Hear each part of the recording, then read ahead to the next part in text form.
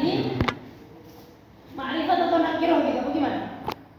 Kalau yang ditambahkan kan bukan nakirah, tapi kalau yang untuk untuk yang udah pilih, yang udah pilih, ini apakah Muhammad Tufah akla ustadzin begitu? Ustadznya apakah wajib ma'rifat begitu? Enggak wajib. Boleh ma'rifat ya. Boleh ma'rifat, boleh nakirah, tergantung tujuan dari jumlahnya.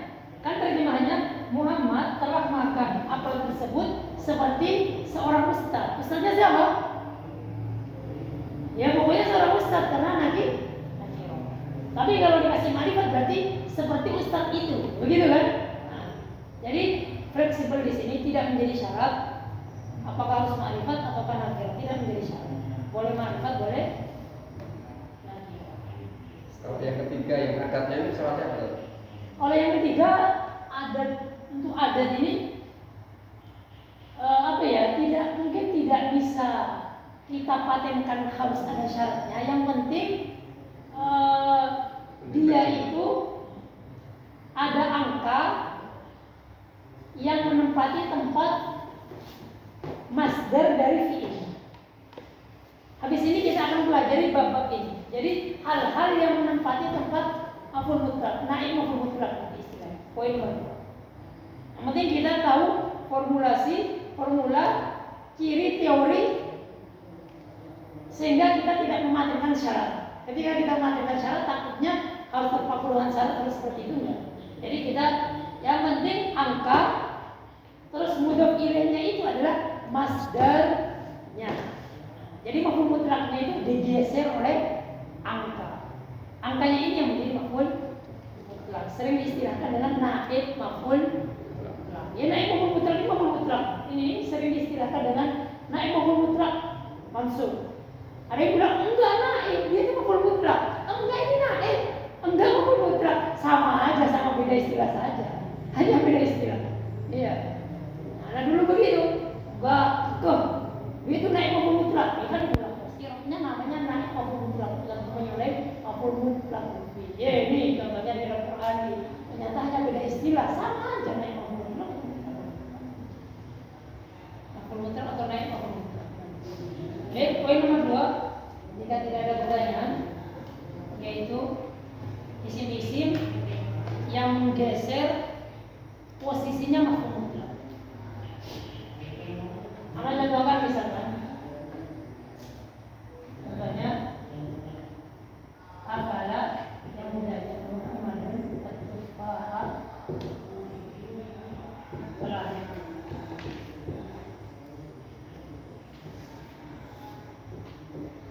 Kan asal maf'ul mutlaq gini Pak. Akala Muhammadun at-tufaha pelahnya. Poin nomor 2 kita ini adalah ini nih maf'ul mutlaq ini nanti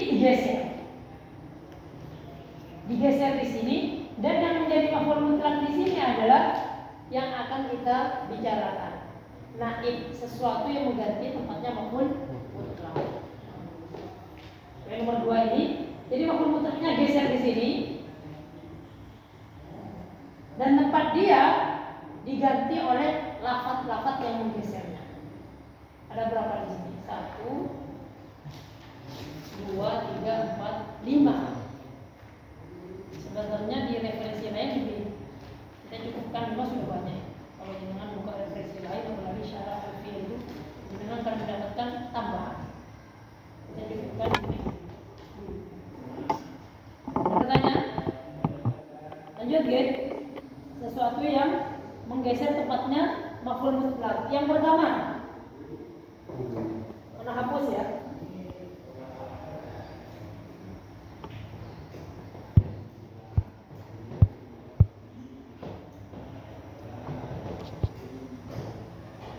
Yang pertama adalah lafaz kul sama ba'd. Lafaz kullun sama ba'dun. Dua lafaz yang menggeser maf'ul mutlaq. Dan nanti maf'ul mutlaq ini menjadi mudhaf ilaih. Kita lihat contoh di buku. Ahtarimuhu.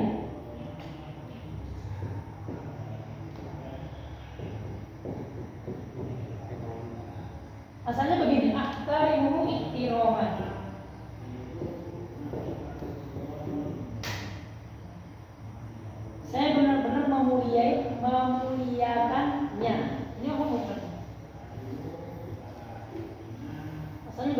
ahtarimuhu ihtirama.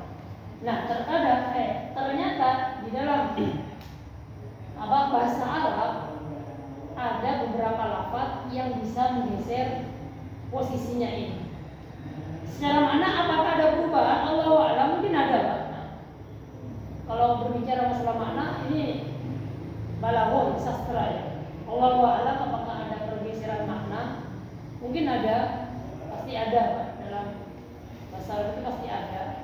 Allahu a'lam secara spesifik apa perubahan mana yang terjadi, Allahu a'lam, mana enggak paham. Lafaznya gimana? Jadi ahtarimuhu ada kulla atau ba'do. Baru sini iromi.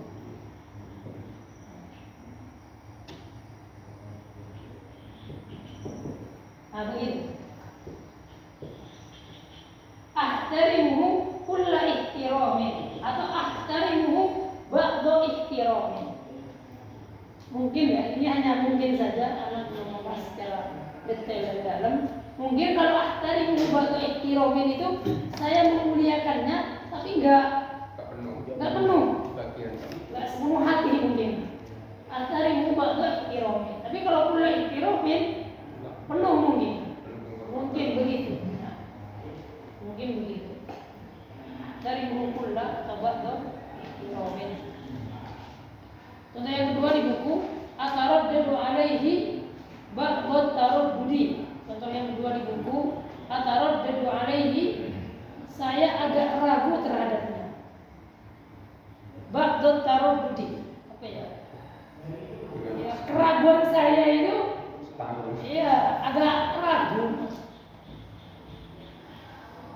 Jadi enggak 100% membenarkan atau mendustakan. Jadi 50-50 mungkin begitu. Ataraddadu alaihi ba'd taraddudi. Yang menjadi maf'ul mutlak jangan lupa kulla sama ba'dnya. Yang menjadi maf'ul mutlak adalah kulla sama ba'dnya.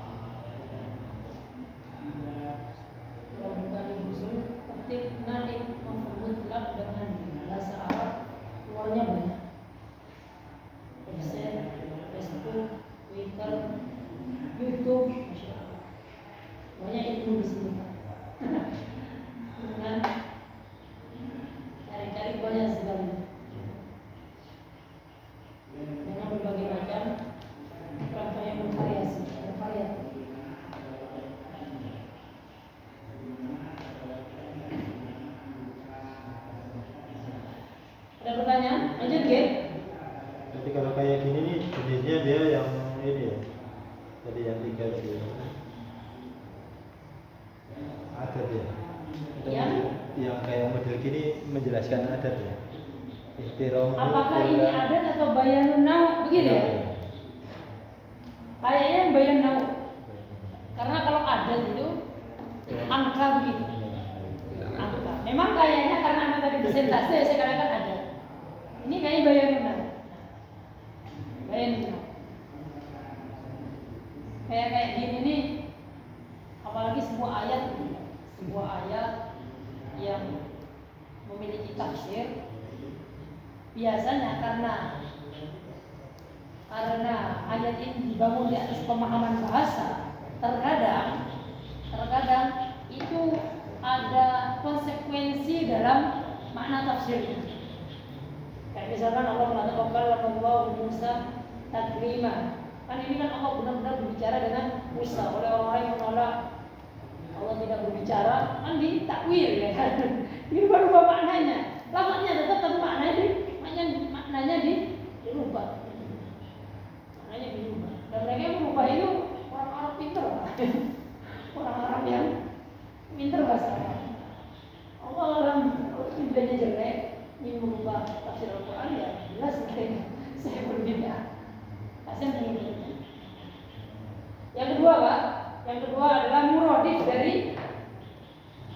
masdar, muradif dari fiil tersebut.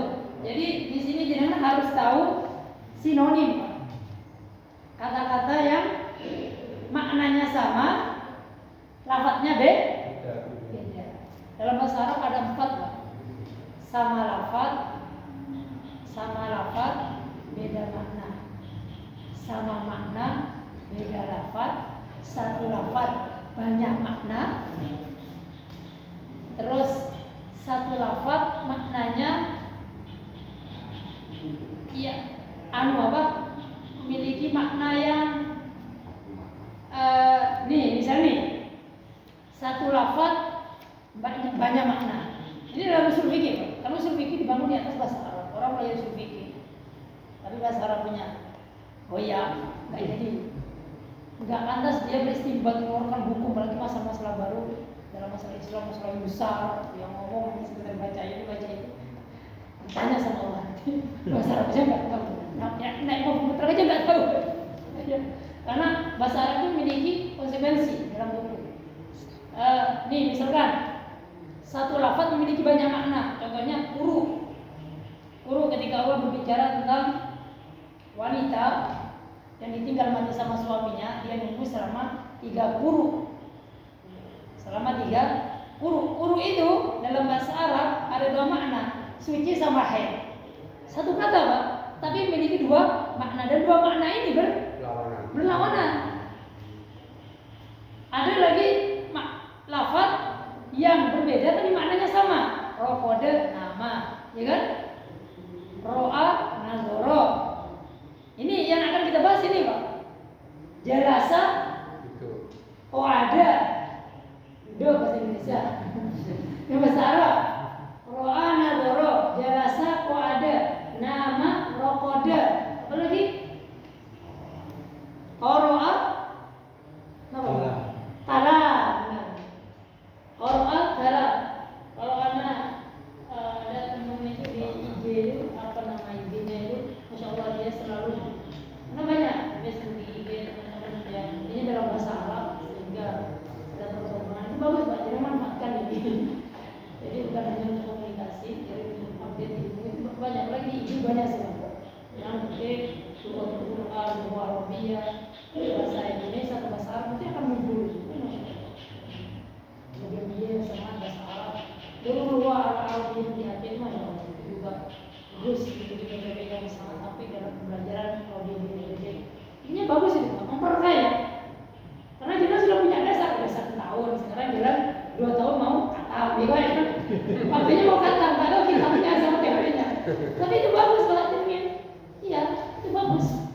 Jadi dapat ilmu dan tahu cara menuju ilmu tersebut.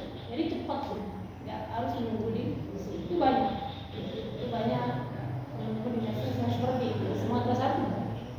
Apalagi ketika hari pasaran internasional, hari santri nasional itu juga seminar dan lain-lain. Nah ini syaratnya adalah dimana harus tahu muradif atau sinonim. Misalkan Ramadan, Muhammadun. Kan seharusnya rubudan. Seharusnya begini. Nah, ini rubudan yang diganti dengan rokok dan tidur. Nauman. Nah, ini diganti dengan nauman, Pak. Hanya begini. Namanya apa mutlak? Enggak pakai rubudan. Sinonimnya. Rokok dan Muhammadun nauman. Kalau di buku contohnya halaman setelahnya dafa'tuhu, dafa'a sama hafazah. Dafa'a itu mendorong, Pak. Hafazah sama. Saya benar-benar mendorongnya. Dafa'tuhu, daf'an, seharusnya begitu. Tapi pakai sinonimnya yaitu hafazah. Qara'a Muhammadun al-Qur'ana tilawatan jamilatan mujawwadatan, bisa boleh. Muhammad telah membaca Al-Quran dengan bacaan yang bagus, yang tajwid, mutqonan dan mutkin, bisa boleh. Orang Muhammadun al-Qur'ana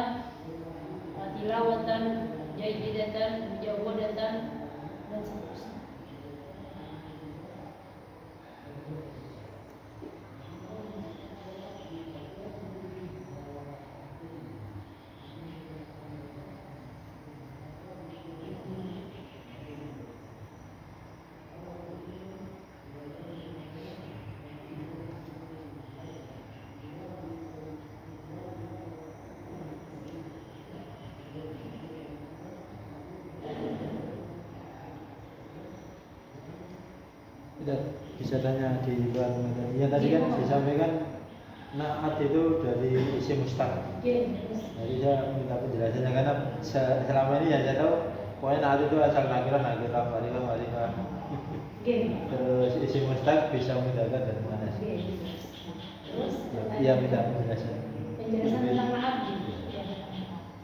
Ya, sebutan naat ya. Naat ini kan susunan dua kata. Naat ini susunan dua kata. Susunan dalam bahasa Arab itu tarkib. Mungkin teman-teman yang sudah belajar sama Arab sering dengar masalah ini. Susunan. Naat itu susunan dua kata. Isim ketemu isim. Dengan istilah bahasa Arabnya tarkib. Tarkib dalam bahasa Arab itu ada 3. Salah satunya tarkib wasfi. Wasfi itu naat man'ut. Tarkib dalam bahasa Arab ada 3.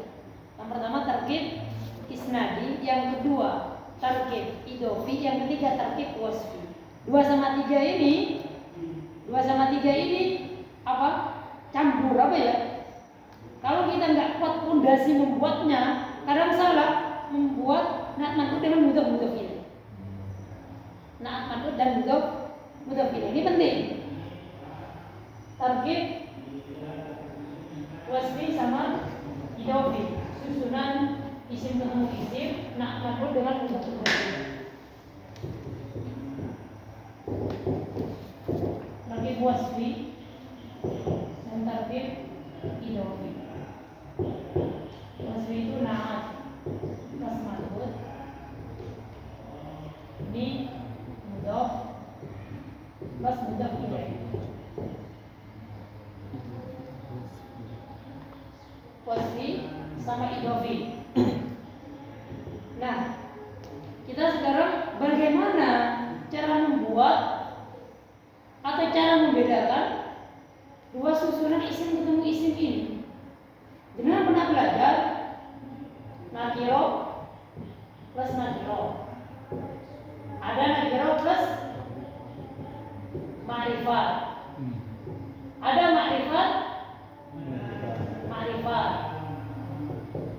Ada ma'rifat nakiro, itu nanti ini dulu.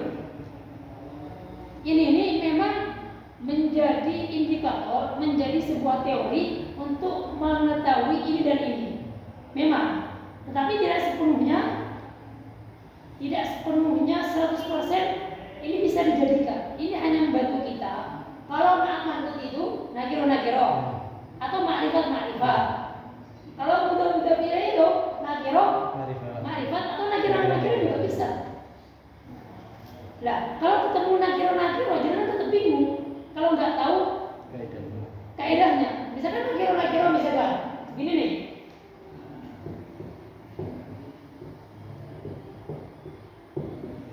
Ini sama-sama nakiro dan ini adalah tarkib.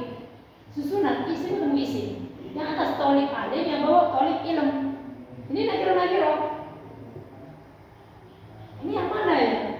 Naat man'ut atau mudhof ilaih? Nah, kalau ketemu dengan tarkib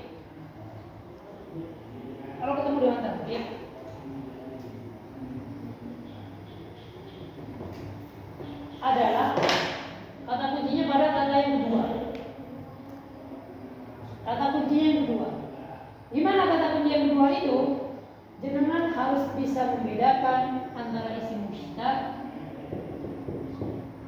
dan lawannya yaitu jamid yang sudah dipelajari di Mukhtarab untuk teman-teman yang sudah pernah belajar.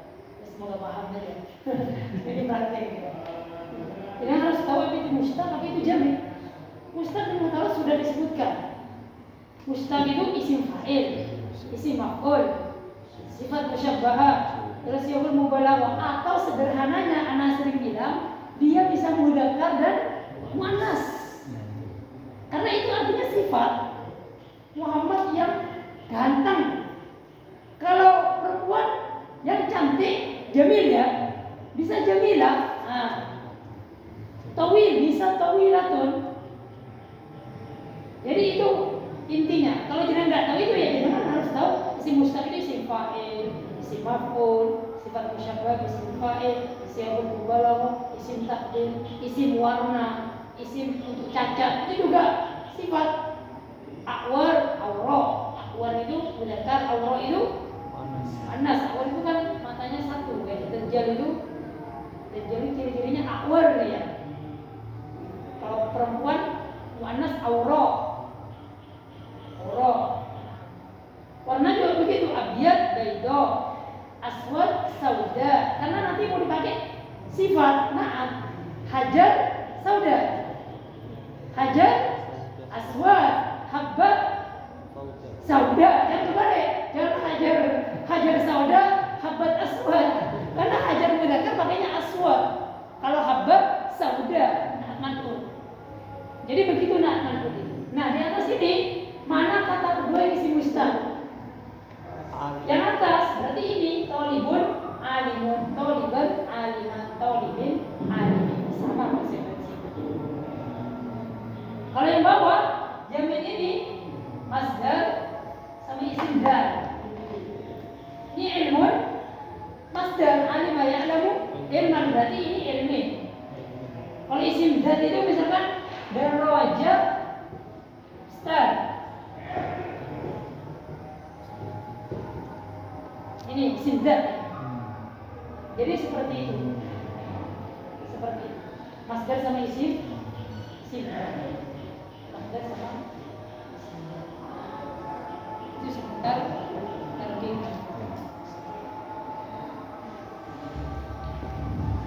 Baik, berkaitan dengan mutlak. Poin nomor 5 itu ada sudah kita pelajari. Poin nomor 4-nya sama nomor 3 insyaallah kita mainkan. Insyaallah ini hanya pembahasan tambahan. Intinya di pembahasan mafhum mutlak itu poin nomor 1 dan poin nomor 2. Poin nomor 1 sama poin nomor 2. Poin nomor 3 dan seterusnya itu poin tambahan saja.